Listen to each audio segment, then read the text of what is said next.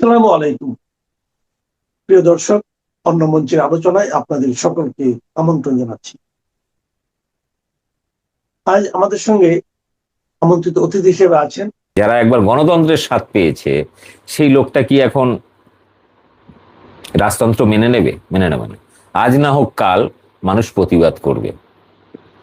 সব থেকে অবাক লাগে, সজল ঘোষ একটা কথা দেখলাম খুব বলছে যে ছাত্ররা আন্দোলন করছে দিল্লিতে, হ্যাঁ কয়েকজন ছাত্র মারা গেছে, 20 জন 21 জন। তো কি হয়েছে? প্রত্যেক বছর মাধ্যমিকে তো প্রচুর ফেল করলে প্রচুর ছাত্র মারা যায়। এবার কোথায় মাধ্যমিক আর কোথায় নিট পরীক্ষা, ডাক্তারি পরীক্ষা, এন্ট্রান্স পরীক্ষা, সেখানে দুর্নীতি হয়েছে। সেখানে পুরো ন্যাশনাল টেস্টিং এজেন্সি এনটিএ এবং সেখানে ধর্মেন্দ্র প্রধান, কেন্দ্রীয় শিক্ষামন্ত্রী থেকে শুরু করে একটা পুরো সিস্টেম করাপশন। 30 লক্ষ টাকা করে বিক্রি হয়েছে প্রশ্নপত্র। ফাঁস হয়েছে বারবার, একবার না 89 বার ফাঁস হয়েছে। সেখানে বারবার এই দুর্নীতি হচ্ছে, একবার দুবার নয়, 89 বার হয়েছে দুর্নীতি। তারপরেও শিক্ষামন্ত্রী পদত্যাগ করবেন না, প্রধানমন্ত্রী কৈফিয়ত জারি করবেন না, সাংবাদিক সম্মেলন করবেন না। এত স্টুডেন্ট মারা যাওয়ার পরেও, কারণ একটা ডাক্তারি পরীক্ষার জন্য প্রস্তুতি নিতে কম করে 2 থেকে 3 বছর লাগে এবং অতটা মানসিক চাপ নিয়ে পরীক্ষা দিতে হয়। প্রায় 24-25 লক্ষ স্টুডেন্ট এই পরীক্ষাটা দেয় এবং তার মধ্যে র্যাঙ্ক করতে হবে। এতটা প্রেশার, এটা আতিপাতি কোনো পরীক্ষা নয়। সেইটাকে বলছে যে প্রত্যেক বছর মাধ্যমিকে, সজল ঘোষ বলছে, এবং এই একই যুক্তি বিভিন্ন জায়গায়। আবার রাম মন্দিরের চুরি নিয়ে বলছে, হ্যাঁ তুমি কি দান দিয়েছো? ভক্তরা দিয়েছে, ভক্তরা বুঝবে। অর্থাৎ অন্ধ ভক্তদের পেছন মারলেও কোনো কষ্ট নেই। হিন্দু যদি হিন্দুদের গান মারে ধর্মের নামে, তাহলে তার কষ্ট নেই। বিজেপি হিন্দুত্বের কথা বলে হিন্দুদের গান মারলে তাদের কোনো সমস্যা নেই। কিন্তু তুমি প্রশ্ন করছো কেন? হিন্দুরা বুঝে নেবে, তুমি কি হিন্দু নাকি? আমি প্রশ্ন করলে আমি আর হিন্দু থাকছি না, ঠিক? এরকম একটা ব্যবস্থা। একজন লিখেছে মুক্তার খান, দাদা বিপ আর পাবো? কেন ভাই, বিপ ছাড়া কি আর খাবার নাই? আমিও তো বিপ খেতে পাচ্ছি না।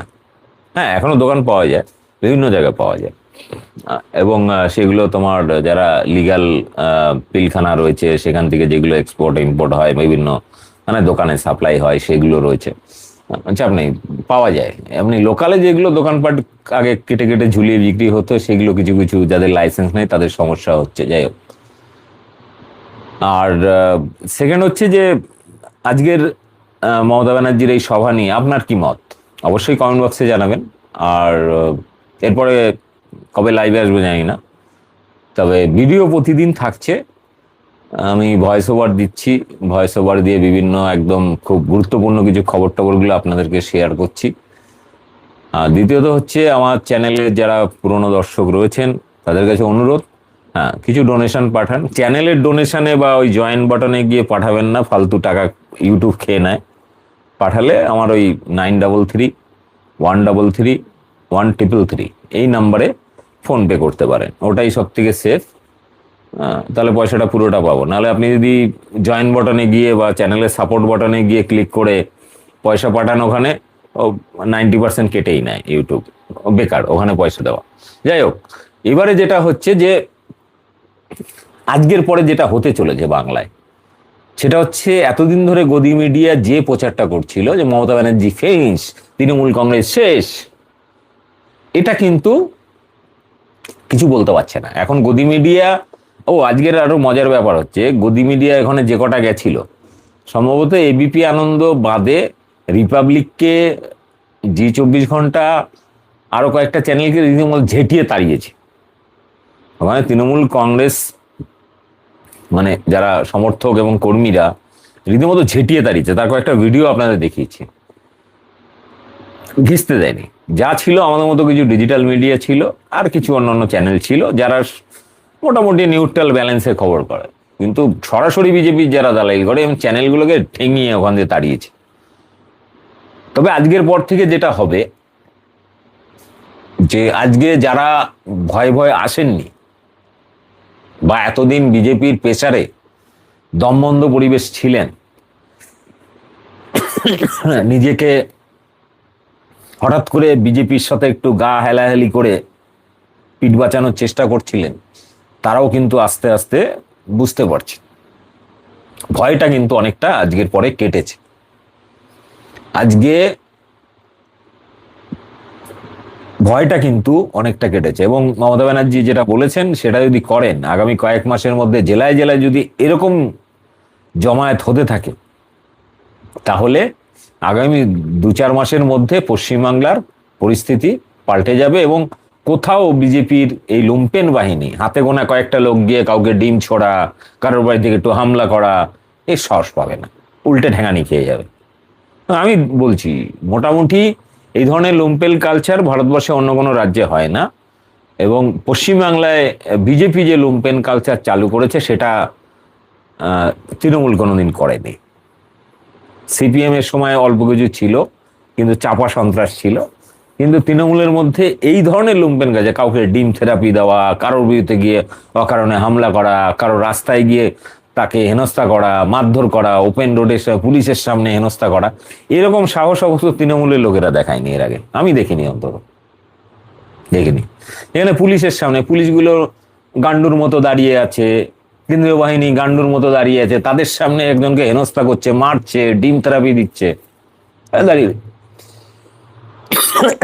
কি বলবেন, কি বলবেন? মানে এদের তো একটা লিমিট থাকে, সেই জিনিসটা এটা কন্ট্রোলের বাইরে বেরিয়ে গেছে বিজেপি। তো এবারে যেটা হবে যে আজকের পর থেকে তৃণমূল কর্মীরা তারা কিন্তু এবার ধীরে ধীরে সংঘবদ্ধ হতে শুরু করবে এবং এরপরে দেখবেন পাড়ায় পাড়ায় বিজেপির লোকেরা আবার গর্তে ঢুকে যাবে।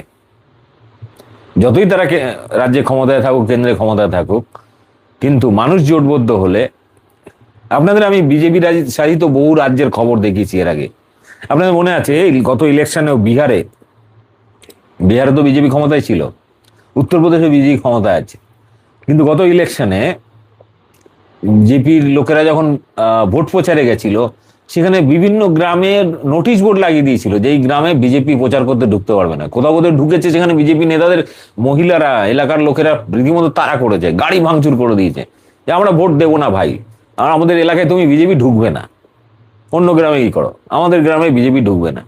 এরকম যদি সামাজিক বয়কট শুরু করে দেয়, তাহলে বিজেপি কি করবে? ধরুন আমার গ্রাম বা আমার পাড়া, আমি বলে দিলাম, আমাদের এলাকার লোক ঠিক করলো আমাদের গ্রামে বা আমাদের পাড়ায় বিজেপির দাদাগিরি মস্তানি চলবে না, রাজনীতি চলবে না, এলাকায় কেউ বিজেপি করবে না। তো কি করবে বিজেপি? আমার এলাকায় যদি 100 জন হয়, তাহলে 100 জন আমরা ঠিক করলাম যে আমাদের গ্রামে, আমাদের পাড়ায় আমরা বিজেপি করব না। তাহলে আমার পাড়ায় বিজেপি কি করে হবে? বাইরে থেকে এসে মস্তানি করবে, এই তোদের করতে হবে, কি করে বলবে? এলে তো উল্টে মার খেয়ে, জোর করে তো কাউকে আপনি রাজনীতি করাতে পারেন না, সাময়িক ভয় দেখাতে পারেন, কিন্তু সেটা তো সম্ভব নয়। আজকে কিন্তু মানুষ মোটামুটি সেই অক্সিজেনটা কিন্তু 21শে জুলাইয়ের মঞ্চ থেকে মমতা ব্যানার্জি যেমন দিয়েছেন, মমতা ব্যানার্জিকেও কিন্তু তার কর্মী বা সমর্থকরা আজকের উপস্থিতি দিয়ে প্রমাণ করে দিয়েছে যে মমতা ব্যানার্জি মানে তৃণমূল কংগ্রেস, আর তৃণমূল কর্মীরাই মানেই হচ্ছে তৃণমূল কংগ্রেস, আর তৃণমূল কংগ্রেস মানেই মমতা ব্যানার্জি। এটা কিন্তু আজকে প্রমাণ হয়ে গেছে। আজকে বহু প্রবীণ সাংবাদিকদের সঙ্গেও আমার দেখা হয়েছিল এবং তারা বলেছিল যে দীপক, তোমার হিসাবটাই ঠিক, তোমার বক্তব্যটাই ঠিক। আজকে সকালে মানে গতকাল রাতে আমার ওয়াইফের সঙ্গে কথা হচ্ছিল, হ্যাঁ তুমি এখনো একটু মমতা ঘেঁষা হয়ে যাচ্ছে। আমি বললাম ভাই, আমার কাছে তো আর বিজেপিকে হারানোর জন্য দ্বিতীয় কোনো পার্টি নেই, মানে যে পার্টিটাকে দিয়ে বিজেপিকে ঠেকাতে পারবো বা বিজেপিকে হারাতে পারবো, আমার যেমন কেন্দ্রে আমার অল ইন্ডিয়া জোটকে দিয়েই একমাত্র সম্ভব, দ্বিতীয় কোনো অপশন নেই, অর্থাৎ কংগ্রেস এবং বাকি দল মিলে। আমাকে তো এখন তাহলে মঙ্গল গ্রহ থেকে বা অন্য কোনো দেশ থেকে পার্টি আনতে হবে, সে তো সম্ভব নয়। ফলে বিজেপিকে হারাতে পারে এরকম যে শক্তিশালী টিম, আমাকে তো অটোমেটিক তার পক্ষেই থাকতে হবে। আমি যদি দিল্লিতে থাকতাম, তাহলে আমি কি হতো, আম আদমিকে ব্যাকআপ দিতাম। আমি যদি উত্তরপ্রদেশে থাকতাম, সমাজবাদী পার্টিকে দিতাম। বিহারে থাকলে কি করতাম, আমি আরজেডিকে দিতাম, লালু প্রসাদের দলকে। আমাকে তো কাউকে দিয়ে ঠেকনা দিতে হবে। একটা সাম্প্রদায়িক হিংস্র একটা ফ্যাসিস্ট দল, যারা সংবিধান মানে না, যারা গণতন্ত্র মানে না, যারা যে কোনো প্রতিবাদকে সমালোচনাকে দেশদ্রোহীতে আখ্যা দিয়ে তাদের উপর নির্মমভাবে অত্যাচার চালায়। আপনারা দেখেছেন দিল্লিতে গতকাল ছাত্র আন্দোলনে কি পরিমাণে মারধর করা হয়েছে। ছাত্ররা তো হাত তুলে দাঁড়িয়ে গেছে, হ্যাঁ স্যার মারুন মারুন পেটান, হাত তুলে তারা এই করেছে, পুলিশকে আহ্বান করেছে মারুন। মানে এবং সংসদ ভবনের সামনে রীতিমতো জল কামান নিয়ে বন্দুক তাক করে একদম রেডি করে রেখেছে যে এলেই গুলি করব, মানে এরকম একটা। আরে ওখানে কারা আছে? ওখানে তো জনগণের চাকর বাকর রয়েছে, চাকর বাকরদের রক্ষা করার জন্য কেন্দ্রীয় বাহিনী, জনগণকে রক্ষা করার জন্য নেই। মানে দেশের সংবিধান বা যেদের গণতন্ত্র বা নৈতিক একটা মূল্যবোধ, সেটাও পুলিশ মিলিটারির মধ্যে মানে তাদের বোধটাকে নষ্ট করে দিয়েছে বিজেপি।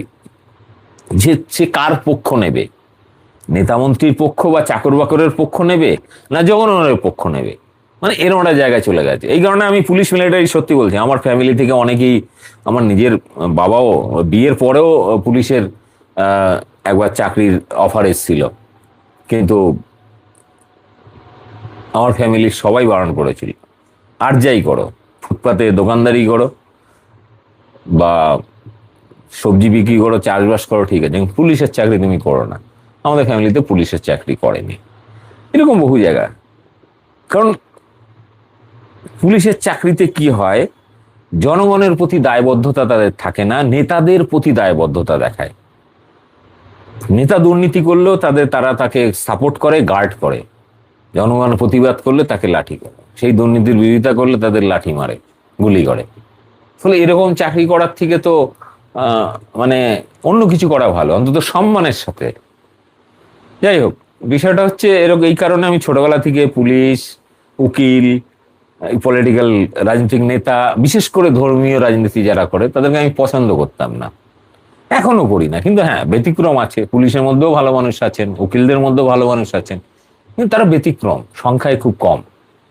না হলে এই যে সমস্ত কেন্দ্রীয় বাহিনীর জওয়ান বা পুলিশরা দিল্লিতে ছাত্রদের উপর কাঁদানে গ্যাস, লাঠি চার্জ করেছে, আমি যদি সেখানে পুলিশের জায়গায় আমি থাকতাম, আমি তাদেরকে বরং প্রণাম করে তাদের কাছে ক্ষমা চেয়ে আমি নিজের রেজিগনেশন পাঠিয়ে দিতাম। ভাই আমি এরকম চাকরি করব না যেখানে আমার সন্তান তুল্য ছাত্রছাত্রীদেরকে আমাকে পেটাতে হবে। কারণ নেতাদের দুর্নীতির কারণে ছাত্রছাত্রীরা মারা যাচ্ছে, আমাদের ঘরের ছেলেমেয়েরা মারা যাচ্ছে, আমি ছাত্রদের উপরে অত্যাচার করব, লাঠিচার্জ করব নেতাকে বাঁচানোর জন্য, এরকম চাকরি আমি করলাম না। অবিগেলে এটাই হতো। এই বোধটুকু কিন্তু পুলিশ মিলিটারির মধ্যে নষ্ট করে দেওয়া হচ্ছে এবং তাদেরকে হিংস্র একটা মানে কি বলবো জম্বি বা রোবটের মতো তৈরি করে দেওয়া হচ্ছে। এই জিনিসটা কিন্তু বুঝতে হবে এবং এই কারণে আমি ছোটবেলা থেকে এই পুলিশ মিলিটারি কিংবা মানে এদের কাজকর্ম নিয়ে আমার খুব মানে আমি আতঙ্কিত। এরা কিভাবে পারে? এরা তো জনগণের ট্যাক্সের পয়সায় চলছে, এরা কিভাবে পারে জনগণকে অত্যাচার করতে? বরং জনগণের পয়সা যারা লুট করছে, যারা দুর্নীতি করছে, তাদেরকে এরা গার্ড করছে, তাদেরকে সেভ করছে, তাদেরকে সুরক্ষা দিচ্ছে। আর তাদের বিরুদ্ধে কথা বললে সেই পুলিশ মিলিটারি জনগণকে লাঠিপেটা করছে, জেলে পুরছে। এটা কি ধরনের গণতন্ত্র? এটা কি ধরনের মানে সাংবিধানিক মানে অধিকার? এটা কি? অবাক লাগে। যাই হোক, পৃথিবীর বিভিন্ন দেশে আছে, যেমন জাপান বা অন্যান্য দেশে আছে, সেখানে কোনো নেতার বিরুদ্ধে যদি দুর্নীতির অভিযোগ হয় এবং ন্যূনতম যদি প্রমাণ হয় যে হ্যাঁ অভিযোগটা সত্যি, জাপানে তাদের ফ্যামিলির মানে কয়েক পুরুষের সম্পত্তি সরকার নিয়ে নেয় এবং তাদেরকে রাস্তার ভিখারি বানিয়ে ছেড়ে দেয়, পুরো ফ্যামিলিকে, একজনের দোষে পুরো ফ্যামিলিকে। এরকম বহু দেশে নিয়ম আছে এবং করা উচিত এটা, যাতে কোনো নেতা সাহস না পায় দুর্নীতি করতে বা জনগণ বিরোধী কাজ করতে। এরকম আইন দরকার। আজকে নরেন্দ্র মোদী সরকার আদানি আম্বানির মতো এরকম বড় বড় পুঁজিপতিদের প্রায় 25-30 লক্ষ কোটি টাকার ব্যাংকের লোন মাফ করে দিয়েছে। কত টাকা কমিশন নিয়েছে নরেন্দ্র মোদী আমরা জানি না। মাফ কেন করলো? ব্যাংকের টাকা, জনগণের সঞ্চয়ের টাকা, সেই টাকা লোন নিয়েছিল, ঝেড়ে দিয়েছেন। অর্থাৎ চোরকে মাফ করে দিচ্ছে। কেন ভাই? তাদেরকে পয়সা কম আছে, তাদেরকে তুমি সস্তায় 1 টাকার বিনিময়ে হাজার হাজার একর জমি দিয়ে দিচ্ছ, জঙ্গলের পর জঙ্গল, খনির কে খনি, আর তুমি নিজেকে দেশভক্ত বলছো। আর এই গান্ডু সমস্ত কি নাম, অন্ধভক্তরা, মানে এদের বোধ বুদ্ধি বলে কিছু নেই। হিন্দু ধর্ম খতরে মে হ্যাঁ। আরে ভাই, খ্রিস্টান ধর্ম, খ্রিস্টান ধর্ম ভাই, আমি মুসলিমদের কথা বাদ দিলাম, ইসলামের কথা বাদ দিলাম, খ্রিস্টান ধর্ম তরবারি নিয়ে কি সারা পৃথিবীতে ধর্ম প্রচার করেছে? তরবারি নিয়ে কি ধর্ম প্রচার করেছে? তাও তো বিশ্বে 1 নম্বরে রয়েছে। কি করে হলো? মুসলিমদের নিয়ে তোমাদের গাত্রদাহ বুঝলাম, কি করে বুঝলেন? বুদ্ধ ধর্ম, বৌদ্ধ ধর্ম ভারতবর্ষে জন্ম, সেটা আজকে চীন, জাপান, লাওস, কম্বোডিয়া বিভিন্ন দেশে ছড়িয়ে গেছে। আর তোমার হিন্দু ধর্ম জাতপাতের কারণে নিজের দেশের মানুষকে, অর্থাৎ নিজের ধর্মের প্রায় 85% মানুষকে শূদ্র, দাস, অচ্ছুত বানিয়ে রেখে তুমি আবার হিন্দুত্বের বড়াই করো। এটা কিরকম ধর্ম? যে ধর্ম নিজের 85%, নিজের ধর্মের 85% মানুষকে তুমি নীচ, শূদ্র, দাস, অচ্ছুত বলে গণ্য করো, আপনার কি মনে হয় সেই মানুষটা, 85% মানুষ সেই ধর্ম নিয়ে গর্ব করবে? আমি তো পারি না করতে, কারণ আমি শূদ্রের মধ্যে পড়ি, মানে হিন্দু ধর্মের কাঠামো অনুযায়ী। আর জাতপাত, বর্ণভেদ এগুলো না থাকলে কি আবার হিন্দু ধর্ম হয় না? যাই হোক, ধর্ম নিয়ে পরে আলোচনা করব। কিন্তু পশ্চিমবাংলায়, সম্প্রীতির বাংলায় বিজেপি ক্ষমতায় আসার পর গত 2.5 মাসে 15 লক্ষর বেশি হকার, গরিব মানুষের জীবন জীবিকা নষ্ট করে দিয়েছে, প্রচুর ঝুপড়ি উচ্ছেদ করে। যেগুলো যে হবে সেটা আমি আমার ভোটের নির্বাচনের আগেই বলা আছে, রেজাল্ট বেরোনোর আগেও ভিডিওতে বলা আছে, বিজেপি ক্ষমতায় এলে কি কি হবে।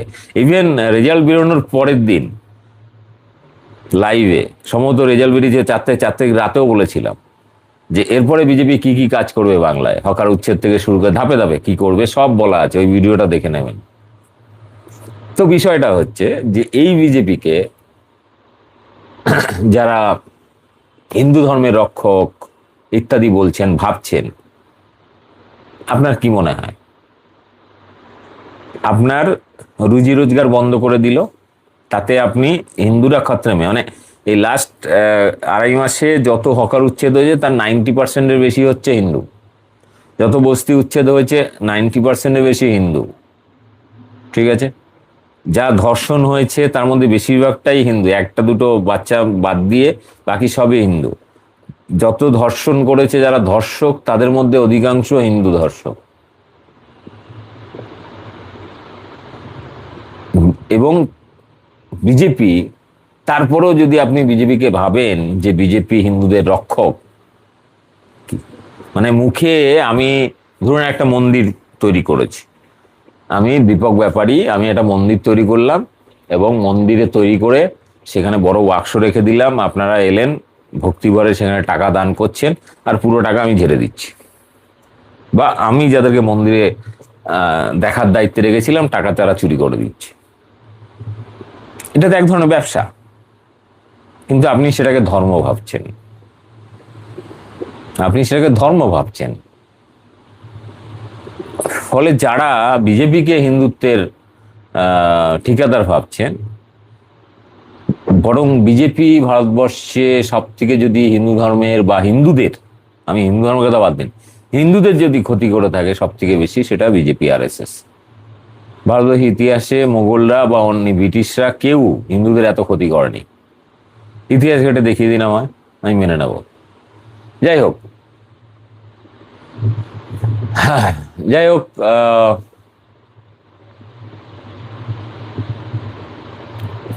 প্রায় 45-47 মিনিট হয়ে গেছে, আজকের মতো এখানে রাখবো। প্রত্যেকে অনুরোধ, চ্যানেলটাকে সাপোর্ট করুন, যারা চ্যানেলটা সাবস্ক্রাইব করেননি সাবস্ক্রাইব বাটনে ক্লিক করুন, পাশে বেল আইকনে ক্লিক করে অল নোটিফিকেশন দিয়ে রাখুন। আর দ্বিতীয়ত হচ্ছে, হ্যাঁ, ডোনেশন কিন্তু চাই। আমি কোনো পলিটিক্যাল পার্টির থেকে টাকা পয়সা কোনোদিন নিইনি আর নেবও না। আপনারাই যদি মনে হয় যে হ্যাঁ এই চ্যানেল বাংলা বাঙালির জন্য, সংবিধানের জন্য, দেশের স্বার্থে এই চ্যানেলটার বক্তব্য ভালো, সমাজের পক্ষে, দেশের পক্ষে, বাংলার পক্ষে, বাঙালির পক্ষে, তাহলে আপনারা সাপোর্ট করবেন। এবং সেক্ষেত্রে আমার নাম্বার 9331331333, এখানে যেভাবে আগে ডোনেশন পাঠাতেন এখন পাঠাবেন, কারণ আমি এখন কলকাতায় থাকি না, নিজের সিকিউরিটির জন্য, পরিবারের সিকিউরিটির জন্য বাইরে থাকতে হয়, ফলে প্রচুর খরচা।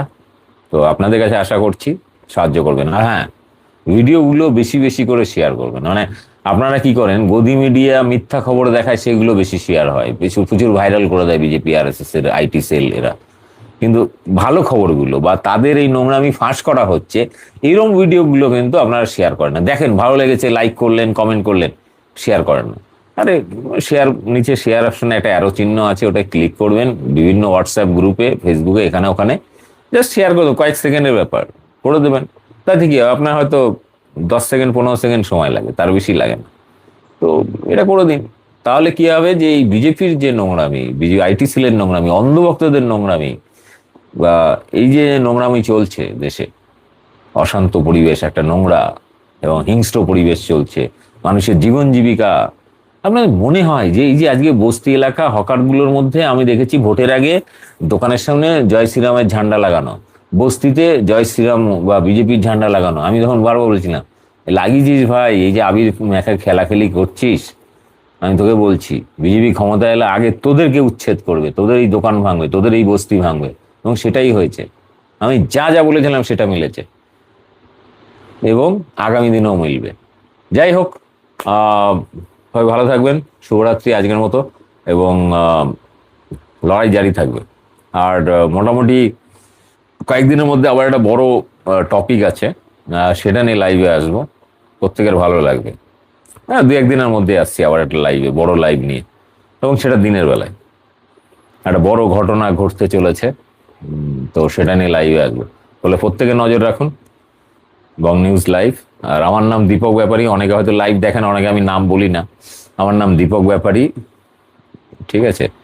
দীর্ঘদিন ধরে আপনাদের সামাজিক বিভিন্ন আন্দোলনের সঙ্গে যুক্ত একজন সমাজকর্মী, অনেকে সাংবাদিক বলেন, যাই হোক আমি নিজেকে সমাজকর্মী ভাবতেই রাজি, পছন্দ করি।